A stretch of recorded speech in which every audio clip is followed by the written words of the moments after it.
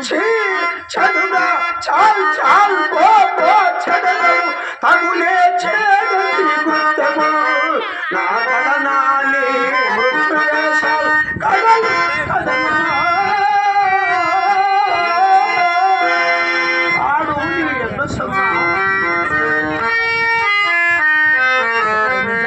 అయ్యయ్యో ఇప్పుడు కూడా ఎంత పరభావం జరుగుతున్నది. ప్రాణపతి ఇట్టి అవస్థ ఎందు నీవు నా ఎండ ఉన్నవైతే కదా. ఏమి పతి విదూరయ్య యువతయో కాని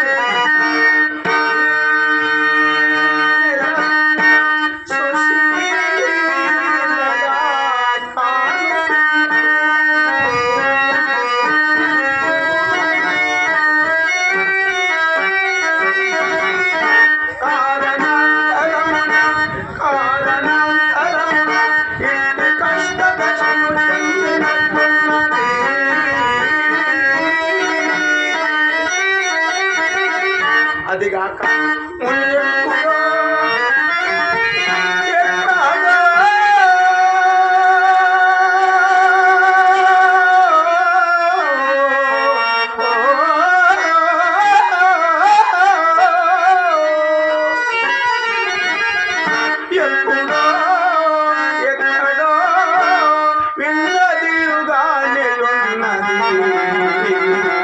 వెలదీశ్వరము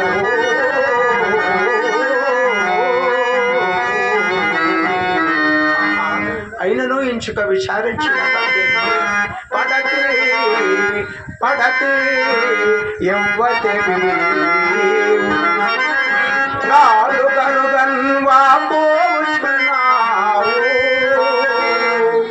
నీ కొడుక? అవునయ్యా. అవునా? నా కొడుకే. అవునా? పాపము ఎవరు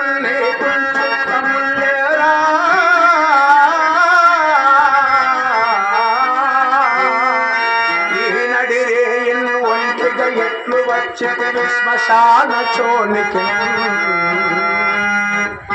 చిత్తమయ్యను నీతి వచంతు ఏడ్చిన ఫలమేమి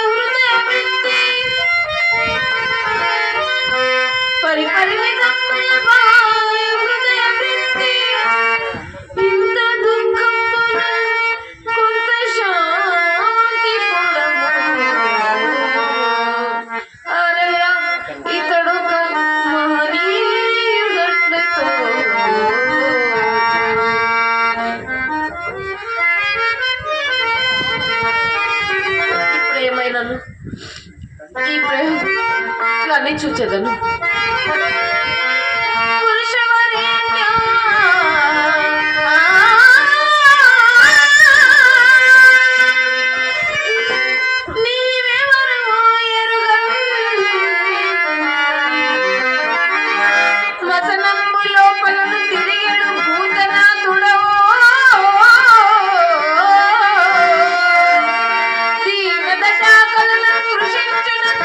కరుణ అనుగ్రహించుటకు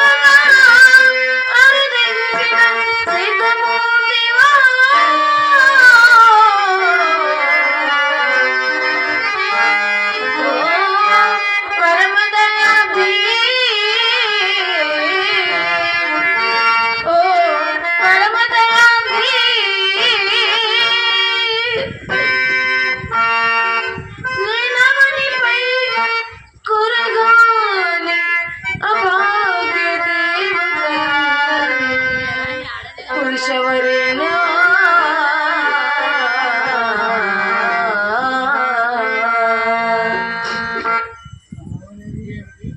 మాణిని నే సిద్ధుండగాను భూతేశుండగాను ఈ వల్ల కాటి కావలిగాయవాడను కానీ సాహసము చేసి ఈ అర్ధరాత్రంబున తోడు లేక ఈ కాటికెట్లు వచ్చితివో చెప్పుము నీ చరిత్ర ఏమో ఎరింగింపు వచ్చిన కష్టములు అనుభవింపక తీరదు కదా.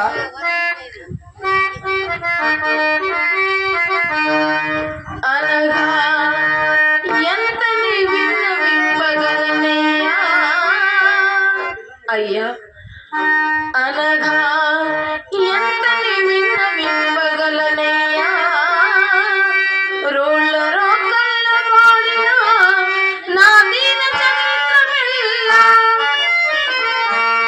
ఒక పాఠం చేసి ఈ దేహము కన్సొట్టవుతంతనంచు ప్రాణముల్ బిగ్గం పట్టుటయగా ఏమని జీవింతును దిక్కుమాలి కడుహేయమ్మైన దాసిత్వమున్ అనగా ఎంతని విన్నవింపగలనయ్యా ఉదయమే నీవు నాకు కడు పూజలుగా తోచుచును. నేను ఈ కాశీపురంలో ఒక బ్రాహ్మణుల దాసిని. నీ పేరు? నా పేరు అంశనారి ఎందురయ్య. ఈ చనిపోయిన వాడు మదైక పుత్రుడయ్య. విని లేటి సాయం సమయమున అడవికి పోయి కట్టెలు కుషాదులు తెమ్మని రేనియా ఈ ఎరుకరు దేరం నాదు దురదృష్టము చే వెనుకాము చేత ఈ కొడుకులకు ఈ నవాంగజులకు మరణమొకటేనయ్యా.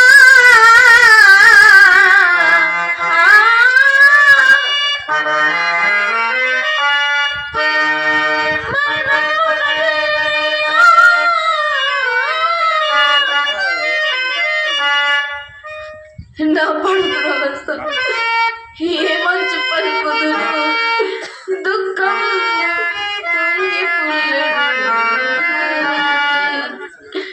అనగా